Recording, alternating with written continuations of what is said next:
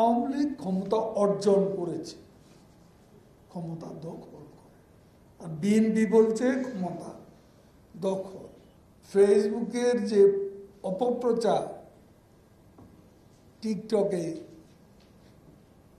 আমাদেরকে যেভাবে নোংরাভাবে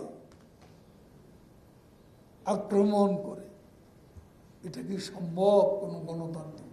প্রধানমন্ত্রীকে যে নোংরা ভাষা তারা আক্রমণ করে,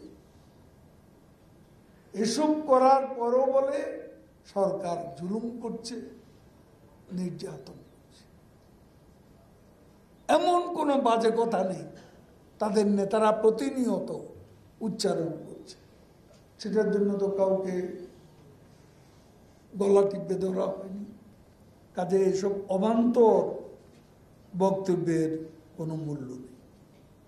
আওয়ামী লীগ ক্ষমতা অর্জন করেছে, ক্ষমতা দখল করে, এটা হলো অর্জন। আর বিএনপি বলছে ক্ষমতা দখল। জনগণের ভোটে আমরা নির্বাচিত হয়েছি, এটা আমাদের অ্যাচিভমেন্ট, এটা আমাদের অর্জন, এটা দখল। মনে হয় যেন তারা বন্দুকের নল উচিত, তাদের নেতা যেভাবে ক্ষমতা দখল করেছে, মনে হয় যেন নির্বাচন করে আমরা সেভাবেই ক্ষমতা আছে।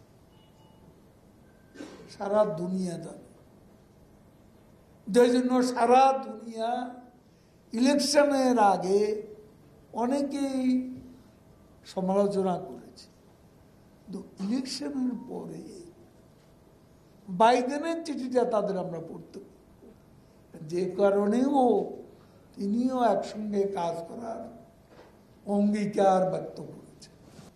ইউরোপের দেশগুলো এবং আমাদের আশেপাশের দেশ, সর্বশেষ অস্ট্রেলিয়াও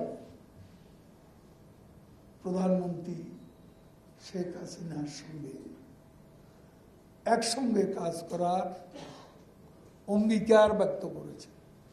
এবং অস্ট্রেলিয়ার পররাষ্ট্রমন্ত্রী ইতোমধ্যে বাংলাদেশ সফর করে